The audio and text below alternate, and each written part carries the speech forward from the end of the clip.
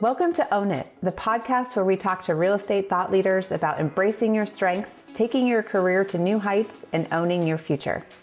I'm Hillary Saunders, joined along with my fellow data nerd, Spencer Krull. Thank you. You're welcome. I have my slide rule all out. I know. Yeah. It's quite an honor to be called a data nerd today because we are in good hands of our guest, Mike Simonsen, founder of Altos Research.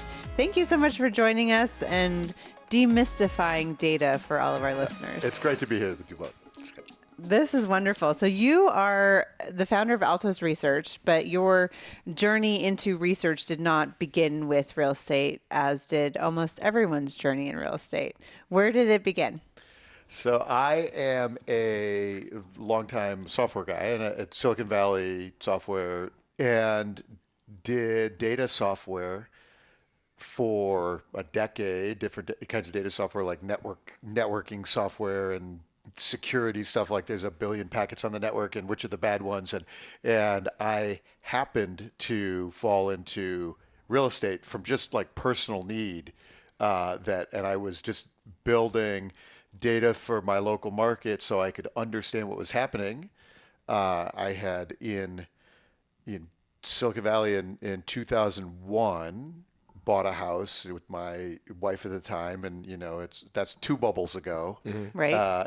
And that was just past the time the NASDAQ bubble was bursting, and I needed to understand. I'm 30 years old with a giant mortgage on a tiny little, piece of shit Silicon Valley house, and I needed to understand what was happening, and so I started building some data model, like watching the active market and watching listings and changes in pricing and things like that to understand. And so it was literally just a personal need. A personal need. And after a few years, I started realizing I had more information than maybe anybody in the world, especially at that time. Where were you getting it at that time? Well, it was coincidentally the first time listings were online. Right. Before that, you had to talk to the guy with the dot matrix printout and so up until before Altos was founded, all the academic work on home prices and housing market stuff was all based on transactions because that was tax record stuff, and it was all super lagging, months old, and then so I was really able to pioneer, like looking at the active market and watching inventory levels and watching like how many price reductions were this week. And these things, there's so much signal in the active market that nobody ever knew about. There were 700 different MLSs, and especially at that time, they didn't talk to each other. They didn't have any data skills at all. And so suddenly we were able to unlock, what's actually happening by watching the active market. Yeah, from a much more basic sense, that's kind of how I got involved with really enjoying and looking at trends for numbers. It was because a friend of mine came to me. I was an agent, and he said, with your MLS data, are you able to download that into a spreadsheet? I'm like, spreadsheet, like Excel, I'm frightened, whatever. And it's like, yeah, on my MLS, you can pull down the different fields you want into a CSV thing. He then brought it into Excel, manipulated the numbers, and then made a chart from them. And that was the first time that I looked at a chart and said, oh, wow, here's this, like, how can you be an agent and not have looked at this? Yeah. And what I like, it's something that you mentioned just before, is that so many people are apprehensive. They hear numbers and they start, they go back to high school math class and they start sweating. Yeah. And once you look at them, once you understand what you're looking at, it really demystifies it. It does. Yeah. Yeah. And a lot of what we do at Altos is trying to help agents communicate with the data to buyers and sellers. And what does it mean? What do I say now? It's nice when the chart is going up and to the right, but what if it's not? Do I stop sending the data if the chart's going down? And the answer is no. I'll teach people things like you're sitting in the listing presentation, and you take the market report and you say, are you a big geek or a little geek? Because if you're a big geek, I'm going to put this report in your inbox every Monday. You're going to love all the data. It's all the pricing. You can see the changes. You know what a median and a mean, like you can do that stuff. But if you're a little geek, I just want you to look at one number, right? We have your house listed, And at Altos, we use a market action index. It's supply versus demand. It's like a speedometer. That thing goes up. The market's getting hotter. That thing goes down. There's more sellers, fewer buyers. So while we have your house listed, I just want you to look at one number. If this speedometer is going down while we have your house listed, that's the market giving us a signal. And now, if it gets down and our scale has a 30 is balanced, and so below 30 is really buyer's conditions, and those, if that speedometer is going down towards 30, that's the market giving us a signal. Maybe like your seller competition's building, your buyers are fewer. We might need to take out. Maybe we're overpriced. And so now you've done that in the listing presentation. You've established that you're like, I'm the one who's going to give you this signal, and the market's going to tell us. And now it's on the, rates jump to 7.5, and we haven't gotten our offers.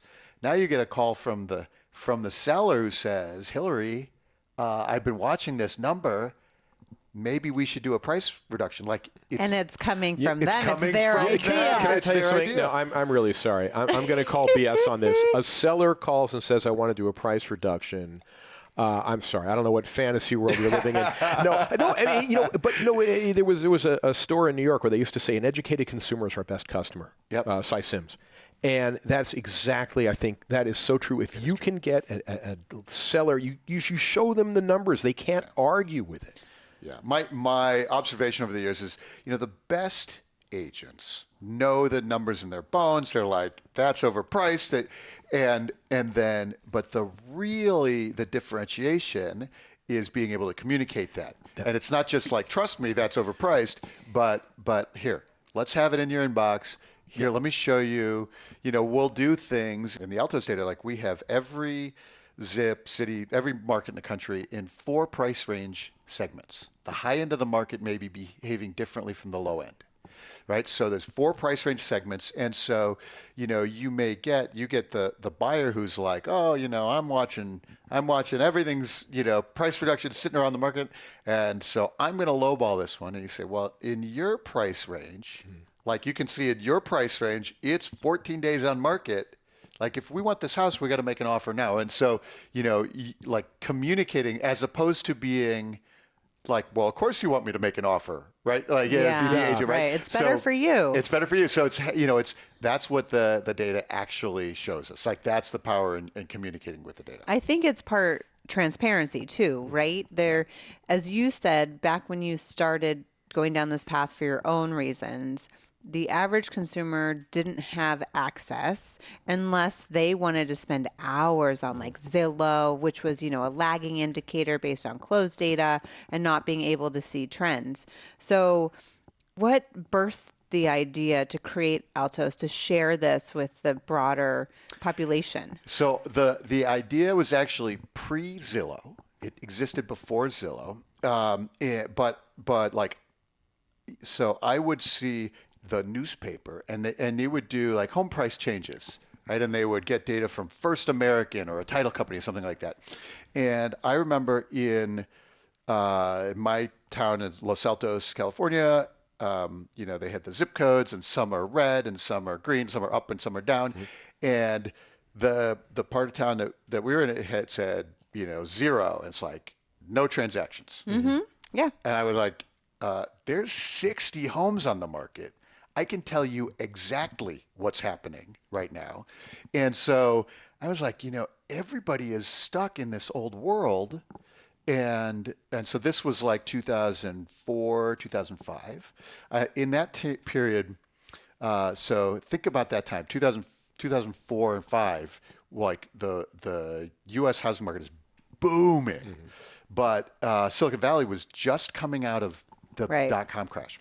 And so the report I read a report from like some big Wall Street consulting firm. It was like economy.com or somebody is like a $50,000 a year real estate analysis report. And the headline was Silicon Valley real estate is poised to crash. And I was looking at it and they were looking at transactions in January. Then, they got those transactions in March and April. They wrote the report in May. It's published in June. I'm reading it in July. And by July, the market is roaring, right? It was 8 months old. So this is tens of thousands of dollars for this report. And it was wrong the moment it hit the hit press. And I was like, I'm looking around like, so I had data and I had systems. And so it was those little catalyst moments where I said, I should go commercialize this. And I think we have real value here. We have real insight. And then, promptly now it's subprime starts, breaking and I could watch days on market at the low end in San Jose. Those were the subprime homes skyrocket, but the $1 million homes, you could still get a $1 million mortgage. So the days on market inverted, and so people were buying $1 million homes, but not the $500,000 homes in Silicon Valley. Like, we could watch all of this happening in real time, and it was a really fascinating time to be in the market. But it was really I started realizing how much value we had and had accidentally built just for watching for myself. You're being able to communicate that. I guess there are two audiences. You have the general public and you have agents, and I guess the agents are the ones that are going to be the first people to look at it, to then be able to communicate it with their clients. And they have to understand it, or we have to understand it. And I was someone who was very afraid of math.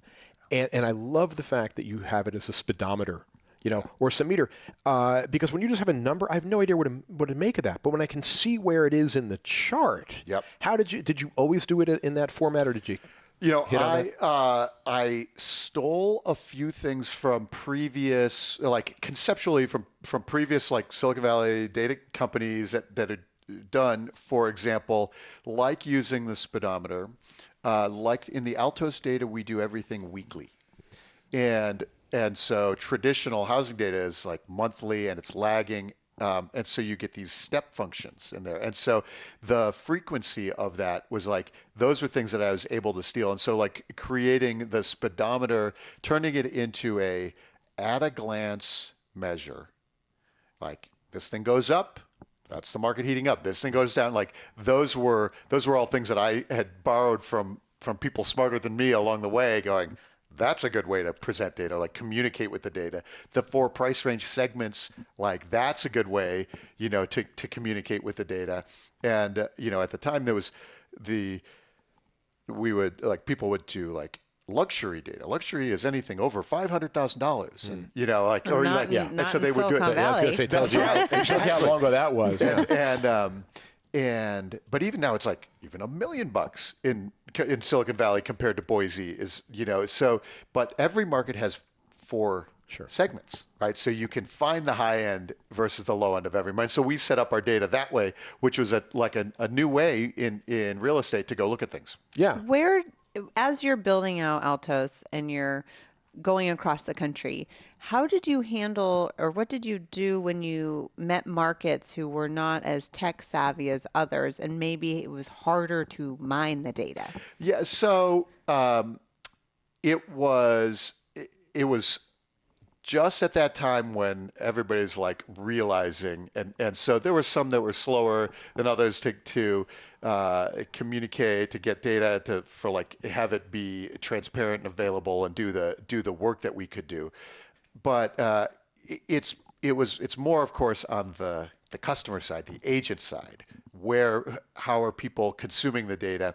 And what we found was that even if obviously a lot of people are apprehensive about, what is a median or what does it mean? So we spend a lot of our time communicating, how do you talk about the data? But also, the people that care, the agents that care are the ones who are investing in their business, and they are everywhere, right? So they're investing in their business and they're I understand, I need to be able to reach more people. I need to be able to communicate. I need to be able to establish my expertise.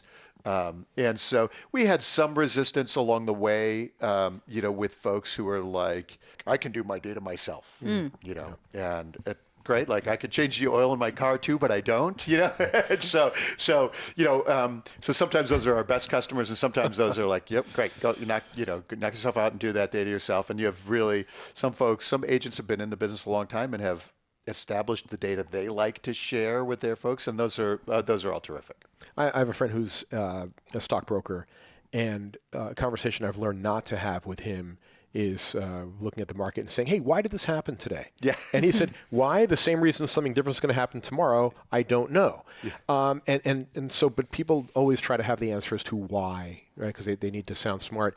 Do you deal with why? We focus on the what, like what is actually happening. And so, and what is happening in a way that is, more nuanced. So, for example, what is happening? I like to look at the data with, like, some of the data is leading indicators. Mm-hmm. So what is happening with the leading indicators? Like, what's happening? What does that tell us about what's happening in the future? So, for example, the percentage of homes on the market with price reductions is a leading indicator of sales that are going to happen down the road. Houses on the market now, it doesn't get an offer. It does a price cut in May. It gets an offer, and in June, it closes in July. But you can see those price cuts happening right now. And so that when that number climbs, like that, those are cooling signals in the market. And so, those are the things that we that in the data we talk about the what. My work now, a lot of my outbound work, like I do videos every week, and I talk about the data a lot, and that I get to spend a little time on the why. So, like, why is Southwest Florida right now the slowest market in the country? Like, inventory in Florida is 54% higher than last year at this time. Like 54% more homes on the market now. So why? So one of the reasons it is that insurance costs have adjusted really big in Florida, and so maybe 100 or 200%, in the last couple of years. So if you have a second home in Naples that you only kind of use, and your insurance went from $500 a month to $1,500 a month, like some of those folks are starting to think about relisting. I also heard property taxes were increasing in Florida too. Yeah, property taxes, and Texas is also another place where taxes adjust rapidly and big. And it's so funny because I live in San Francisco, and I like to joke about Texas's high taxes, but it's really funny. It's like Texas, if you had a house in Austin for 5 years, you have a dramatically higher property tax bill. And so Texas has like 44% more homes on the market now than last year. I also have a sneaking suspicion that a lot of the people who migrated during COVID and are now being faced with realities such as both of those items are now reconsidering migrating back because a lot of jobs are also saying, hey, you have to be in the office. So yeah, I hear in like the Carolinas, they call them halfbacks. Like, they went to Florida, now they're halfway back. The halfbacks are now migrating back to the Carolinas. So did they make it to Georgia, or I think so. They're stuck? Yeah, the funny thing is in terms of the how to use the data then, right? So you're given this information, and I used to work with agents, and we work on their listing presentation, and we say, well, get the data and show it to them. And they say, well, as you see here, these are houses that sold, and these are houses that didn't. Like, well, why or how or what's going on? And I love what you said about here where they had the price reductions, and there was a chart, and you had to know where to find it on the MLS, on my MLS, that would show, well, houses that sold after a price reduction sold for this much less than houses that were priced properly, and being able to show it. And unfortunately, it was numbers. It wasn't a chart. And that's what killed it for most people. And my friend who showed me how to do the Excel spreadsheet thing showed me, here's how you make a chart out of it. I'm like, this is great. Yeah. So there is visualization of the data, right? It's not just the numbers; it's how do you share the numbers, and there's some real skill in that. And it is also the having to go build it yourself, like going and pulling it and like going to do that work. All you got to do is click this and download here, and then load it into Excel and click this, and so those are big hurdles for most people. And so what we try to do at Altos is like have that, like it's done, and you go like, oh, I got a listing in this zip code. Let me go grab that report, and the visualization is that you're not building things, and so it works like nicely in conjunction, for example, with a CMA. Right. And so, the CMA is about, these are the properties, these are comparable properties, and here's your valuation. The way I've described it to people is that there's only 3 questions for the consumer: what's for sale, how much is my house worth, and how's the market? And so the CMA is right. How much is that house worth? The what's for sale, that's the IDX, it's the listings. How's the market is everything else. Yeah. Is it a lot? Do I need to make an offer quickly? Is it tanking? Like all of these things are how's the market questions. And that's really where, being able to fill in all that detail, it can be really powerful. It's like, oh, I want to work with Hillary because of this. Yeah, you're a technologist, so I would love to get your take on the use of AI and how it's either supplementing or taking over, as some scary people like to say. But how are you looking at AI in your perspective? It's really fascinating in the data sense, because there's AI and some of the machine learning models that are helping the valuation algorithms get better. And the biggest challenge with like how much is this house worth is the sample size, the comparables aren't enough. Right? There's a couple other 3-bedroom, 2-bath houses, but this one's got a bigger lot, or this one. And so how do you build the sample to get a tighter valuation? So some of the AI can go like, oh, well, across the metro on the other side, this little chunk behaves like this one, and so we can use comps there to help do valuations better. Oh, interesting. And so that's a really interesting way to use that. In some of the market forecasting, is home prices going to go up from here? Are they going to tank? If I wait 6 months, is that going to be good or bad? Some of those forecasting things, the challenge is a sample size thing. So, we've only had 4 recessions and so there's not enough input data to really do sophisticated using AI to do sophisticated forecasting about what's happening with the market. And it's why, you can't just go like, hey, why don't we do an AI thing and tell me, where mortgage rates are going? Because there's no background there. It's a fascinating challenge for that. Yeah, it's interesting, though, because not every recession is for a different reason. Every recession has a different profile. So, your results, what is it? Past results are no guarantee of future earnings or something.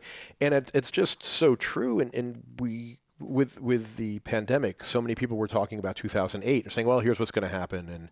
And I have to say, I was chasing the noise for a little bit, because I was thinking, how are people they're going to lose their jobs, they're going to have any money, and houses prices are going to go down. Right, and now's but nobody chance. saw the stimulus, nobody saw the checks that were coming in to cover, nobody saw all that coming. Those are all unforeseen circumstances. But if you're going after, if you were just basing it on what happened in 2008, or even just what happened in 99 was the tech crash, what happened there in certain areas, and then what happened in 87 and 92. I mean, each one of these is different. And so far removed, so long gone. And I remember, so at the time, it's March of 2020, and in March, and then end of March, you could see things cratering, slowing way down. And there were folks who were the economists who forecasted housing based on a macroeconomic, a recession model. Now it's mid-April, and they're going, housing's going to tank. And what we were doing is we're tracking homes on the market. We can watch everything going pending. We can watch the prices, and that downturn lasted 3 weeks. Oh, I remember. It was 3 weeks. And I was like, guys, inventory's tanking. People are buying everything. And so now it's mid-April, and then now it's mid-May, and it's the market's roaring, and all the macro economists who are still focused on recession leads to home price crash, right? And so I was like, people are buying everything. And so it was a 3-week downturn. And that was that's why we do weekly data, right? So I was one of those people that was looking at the data. I'm not afraid to admit this. And I was saying, it's gonna crash. It's gonna have to come down. And what should I have been looking at? instead, other than Altos Research? Well, but what should I be doing? Yeah, so and I had a conversation with a very well-known figure and he was like, oh, we're going to get foreclosures, and he was all in on that, and so like in fact I do a video every week on YouTube, and I started at that time in April of 2020 because I said, well, if this market's going to crash, I want people to know exactly what's going on. Mm-hmm. And so what I track, and what you could have tracked at the time, was we can watch inventory, total number of homes on the market, and we can watch new listings volume. So each week, how many houses are listed. So we could watch at the time, listings are happening and inventory is falling, active inventory is falling. And had gone in, inventory was already low at record lows when we started 2020. And then it was falling and falling and falling. I'm like, there's only 750,000 homes on the market right now. God, now it's 720. Mm-hmm. And so we could see that. And meanwhile, we can track the price of every home on the market. We can track the price of those new listings. And when the new listings prices, it's a really great. I love using the new listings as a leading indicator. The economists call it wisdom of the crowds. Mm-hmm. So the crowds are the listing agents and the sellers, the homeowners who they know how many bidders were down the street, and they have all this wisdom. They know how many people came through the open house, and they say, well, we're going to price this one a little tighter, right? And so we can watch the new listings prices each week ratchet higher when the market's hot. And we can watch it back off when the market's cool. Like you go, oh, there's no offers down there. We're going to price this next one at a discount. And so the new listings each week. So it's a really powerful way to look. So in the second quarter of 2020, like one of the signals we're watching supply fall. We're watching the transactions pick up. We're watching the new listings prices kick up. We're watching the percentage of homes on the market with price reductions. Mm-hmm. That falls because somebody priced a home, and normally about a third of people need to take a price cut before they sell. That's a sort of a rule of thumb nationally. Sometimes it's accidental. Sometimes it's the fishing seller, mm-hmm. right? Whatever, right? About a third need to take a price cut. But when the market's hot, some of those fishing sellers get their offer. So now it's 20% or 18% have to take a price cut. So we're watching price reductions decline, fewer price reductions each week at that time.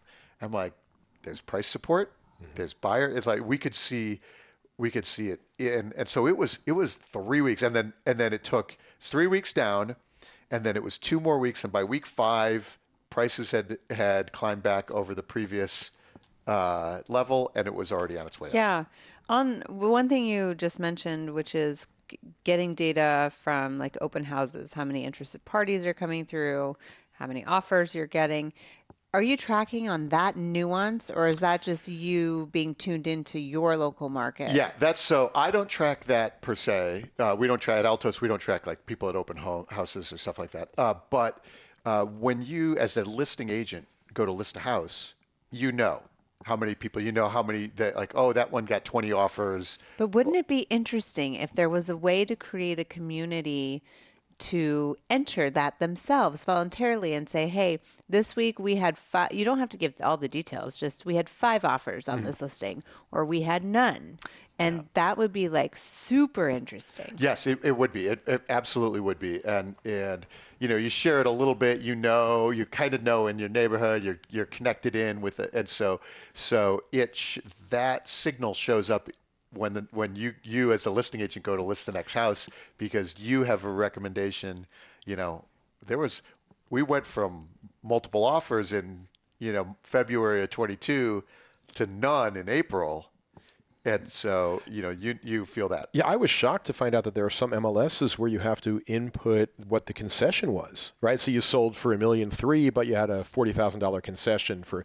I don't know how many of them do that, but I was. They're really going to move to all do that. Yeah, I guess. With the changes that are coming. Oh, is that one of the things that's? Oh, so I didn't. So now I'm shocked again. You're seeing me shocked. What? So there's data which are going to help buyers agents. Data is going to help sellers agents. What What's the best advice that you have for them in terms of what do they need to know so that they can learn how to use this data? I don't know if that's too broad a question. Yeah, well, we created an ebook, like a free ebook, like how to use real estate data in your business. For free, you said? Yeah, Sorry, I just wanted to give you the setup there. Let's plug this real quick because let's educate the entire industry. I'm downloading it right now. Do I have to give you my email address? Is that? Yes. Okay, I'll do that. That's right. And so on altosresearch.com, there's a link right at the top of the page, like it's a resources go. Free ebook, and it's exactly for that. And it's, I talk about the data a lot. I was on stage this week, and we talk about the data. And so, there are scripts. There are, like when do you use this? Or, what do we say in the listing presentation? What do we say when we're talking to buyers? Those kind of things. That how to use data in your business. Why do we use median price as a metric instead of average? Those kind of things are like, that's what we talk about in the book, so that it's really helpful that way. I think it's also important. They have, the DISC, we talk about, someone's a D, a high D, right? So the type of personality they have. And I think it's really important to ask your client, how much data do you want, or how do you like your data? And so, do you want percentages, or do you want actual numbers? Or the question that I like is, are you a big geek or a little geek? Yeah, right. And so that's like, and it's a fun way to do it because, if you're a big geek, I'm just knock yourself out, right? You're probably a bigger geek than I am. So go ahead and take it and read the data.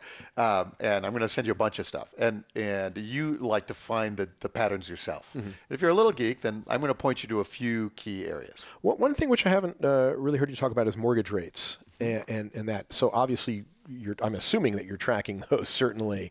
But in terms of the interplay, how important an indicator is that for you when you're watching the market, or are you really just looking at the sales data? Well, the Altos data looks at the homes. We look at homes and the homes prices and the changes and all that data. We look at the homes. The mortgage rates come into play, obviously, driving all kinds of future things right now.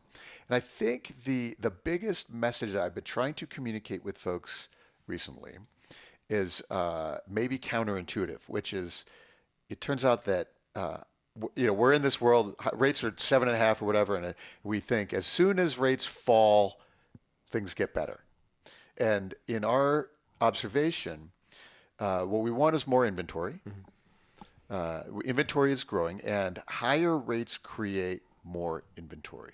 As opposed, like people often think, we'll get more people to the list, we'll get more inventory as soon as rates fall again. But it turns out that when rates fall, we actually stimulate demand more than supply. Yep. So then inventory falls, prices get pushed up, time on market, bidding wars start happening again. So if you have buyers sitting there going like, I'm just going to wait till rates fall, then I'm going to have more selection.